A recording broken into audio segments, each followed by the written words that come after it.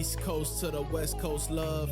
SoCal, shorty, give me SoCal love. Give me love. East Coast to the West Coast love. SoCal, shorty, give me SoCal love. Give me love. East Coast to the West Coast love. SoCal, shorty, give me SoCal love. She my... Where she from? She from the... Yeah. Yeah, I think the other thing is you hanging around a group of friends. Seeing how you guys do together, hanging out with a group of friends in a group setting is very crucial, because for us, we weren't good at it. I didn't get to do that in my previous relationships. Dudes would hide me and not want to take me places in group settings, so I never experienced that. So when we experienced it, was new to me, and I was like, yeah, I have a problem with some of these people. We weren't the best at that. We get in arguments, just being cool. Because I'm very observant, and he's very loving, inclusive, bringing everyone in, making everyone feel fun. I don't have a problem with that, but some people just take it a little too far. Like, oh my God, he wants me to be included in this. Like, no, he wants you to be included. Don't take it too far. And girls take it too far, and that's just not me being paranoid or crazy. It's a matter of fact. It happens. So we went through a whole season of that. I knew we were capable of it. It was just getting on the same page and wanting him to understand where I was coming from. Yeah, it's listen. Being in a relationship it's not easy. I mean, that's why really you have a lot of people being in different relationships and having different girlfriends and having and not committing and not being able to have any type of long-term type of thing, because it's not easy. There were a lot of things that we could have worked through that a lot of people would have said, yo, I'm breaking up with you. I'm getting, but when it comes to that, you have to, it's really about your own, like, self-reflecting. That's what helped me through our first year and a half of dating, was listening to what he was telling me about myself. And really, I don't say it like that. I wasn't just telling her about herself. Well, you was telling me about myself, man.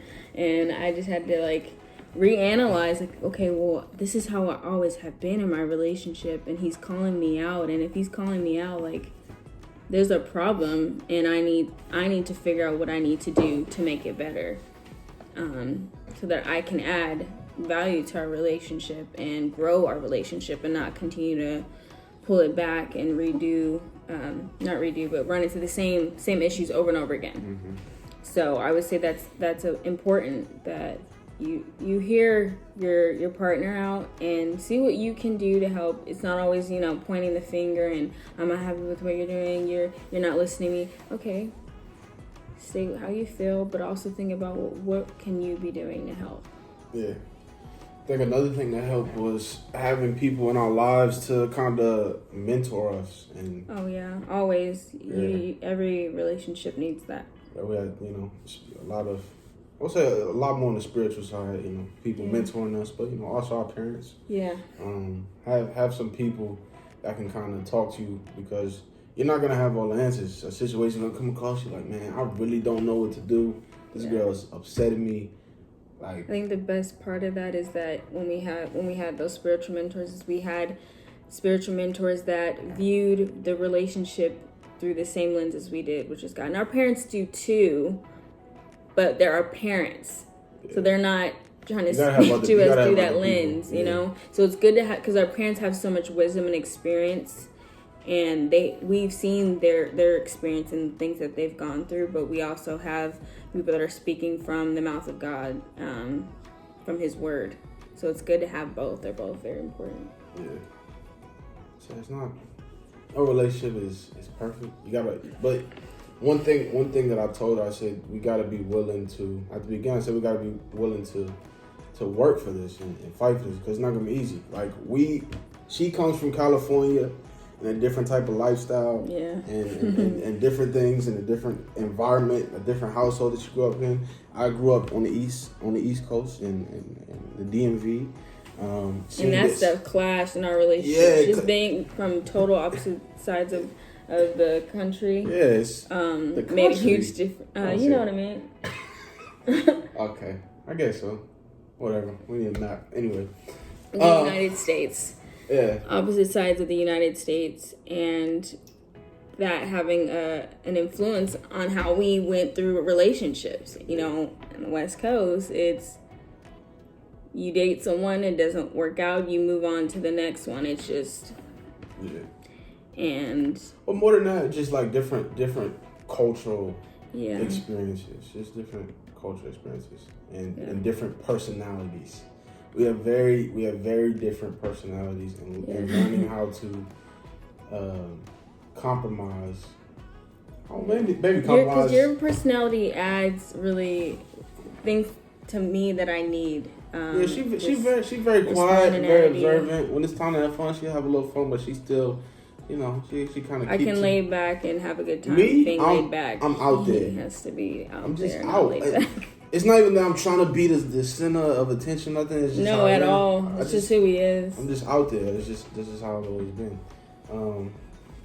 But yeah, you gotta. It's different things that you have to work through. It's not gonna be easy. It's not gonna be a clear cut, you know, movie, TV show type of love. You gotta work through a lot of different things. You gotta work through your own stuff as well, because you bring it when you get into a relationship. You bring in your stuff and you bring in her stuff. So she has to be willing to work through you. Work with you through your stuff, and you got to do the same with her. To kind of bring that into the relationship, being aware, hey, my past relationship kind of went this way, and he says his went that way. Okay, well, when we have disagreements, let's weigh into that and communicate, because that is what helped our relationship when I started learning how to actually communicate. Because there's times where I was just upset and was just like, I don't even know how to state this without just talking really quick and upset. And so he'd be like, yo, like, say something. Like, I'm just pissed. And so over time I was like, you know what, this isn't helping our relationship, because I'm getting upset and I'm not verbalizing it, so he's not knowing and we're not going anywhere with it. So I learned over time how to just talk it out and be calm, talking in a calm tone, because when you're yelling back and forth, nothing is coming out of what you guys are saying. And that was another thing in a relationship. I didn't yell. I don't know, but unless I was just like, there had to be like it takes a lot for me to get upset, like with her. I've learned to be very patient. She's usually the one like, you know, she be trying to test my buttons, but I was like, you know, let's calm down. I'm not talking to you that way, so let's. Yeah, he would be like that, and I'm like, it gets scary when you like lower your tone. Yeah. So you got to work through a lot of things. It's not like I said, it's not gonna be easy. Work through it. Yeah. But you can do it. I mean, you can do it. And you feel like this person that you're, because I know as crazy as it sounds, we'll cut it in. Yeah, we'll cut it into 2 parts. As crazy as it sounds, I feel like ever since I did start dating, I dated to court. Little by little, it became more me courting. Like in high school, you know, I had high standards and made some mistakes. But into college, I was starting to have that mindset. Like, the person that I begin to date, I want to be able to see those qualities in them, and I want them to see those qualities in me. And so it just takes a different type of maturity level, I guess. I would say, yeah, a different type of maturity level, and a mindset, and bringing that to your relationship to that person. You know, once you feel like, you know, that person may be the one, kind of talking about it and seeing where their head's at. Have a conversation, communicate. The communication. Everything. Communication. And how you do it, the tone of your voice. And listen, don't take us for having all the answers. Yeah, this is just what we have learned out of our relationship and now into our marriage. And everybody's different. This won't work for everyone, but this is just what worked for us. Yes. You know, do you? Yeah. Do you? I think. Nah, don't do you. I mean, there's some universal truths in what we're saying, but we don't have all answers. I'm learning. Yeah. every day how to be a better husband, how to. See. It's a process, and you got to be willing to trust the process and have somebody else who's with you that's gonna trust the process. Because if not, and leaning on the Lord, flat on your. That was my water bottle. You're gonna fall flat on your face. Yeah, flat on your water bottle. Yeah. Yeah. So I would say abstinence is huge. Communication, God, Jesus. Yes. Jesus Christ, and thank you. Getting some group experience, hanging out in group settings. Well, not just group settings, just hanging out with your. I guess group settings. Group settings. some real stuff can come out of that. Like, you've seen it all. Yeah, if your significant other trying to hide you, it's an issue. You know what I mean? Girl, where he hiding you from? Mm-hmm. No, yeah, because that can help you see how you guys interact with other people, how they display you. I don't want to use the word display, but how they acknowledge you in group settings. Because at first, Trey was like, I didn't exist. What is she talking about? What are you talking about? He was very energetic. Like I was saying, he's very inclusive with people. So it was like I had to get myself in there because to him, he's like, oh, she's already automatically included. She's good. So, and whereas I wanted him to be more by my side for a bit, okay, in a group setting. Just come with me. Let's go. Let's party. Let's party. See, and this was the problem. I'm like, boy, I don't do that.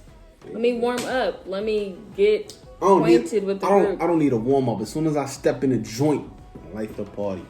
Late for the party, baby. Welcome to the party. Yeah. So, group settings are important because there's just a lot of different things that you can do, and how they speak about you in group settings. Do they make fun of you? Do they ignore you? Do they introduce you to other people? Like how is it in a group setting? Say it's important. Yes. Gotta work through some things. We're still working through some things. Yeah, we are. But I love her. Yeah, and I just talk to the Lord. I talk to the Lord when I just don't know what I'm doing or where we should be going. I just pray. That's what helps me. And I know speaking, in this video that whoever's listening, not everyone has a relationship with God, and that's fine. Like we said, this is just what worked for us and what we believe in. We're probably gonna cut this video in 2 parts. Yeah. Cut in 2 parts. For sure. Anything else you want to say to the people? Yeah, like we said in the beginning, send us stuff y'all want us to talk about. Yeah. We'll play games or talk about things you want to talk about. I'm only gonna talk about things that we've been through though, so don't ask me nothing crazy. I'm not gonna talk about it. I know. I got some interesting ones in there where I was like, yeah, I'm not gonna talk about that. I'm not in high school. Yeah. Yeah, make sure to follow us on Instagram. I don't know if we should make a joint Instagram. Nah. Not playing. We could, but I just feel like it's too much to manage. We'll see. If y'all want us to make a joint Instagram, tell us in the I comments. think over time, people enjoy, just we'll let it hearing sizzle. from us. We're gonna let it sizzle. Well, we'll get to that. Sizzle. Yeah, make sure to like, comment, subscribe, turn your post notifications on, follow us. GregoryTrey.J, Instagram. That's the only thing I got. So I actually didn't want to get a joint account until we had like a baby. Okay. Can you tell the people your Instagram? Start talking about again. How many episodes do you talk about a baby every episode? When God decides that it's the time for us, y'all know how excited I'm about to be, okay? I've always dreamed of being a mother, so now that I'm married, I can talk about it all the way. Just how guys talk about when they're married. Oh, we're sex this, sex that. We're married now, so I'm gonna talk about being a future mother at some point. Go ahead and follow me on Instagram if you want to. I really don't care. Megan M_Johnson. 2 A's in the Megan. Peace.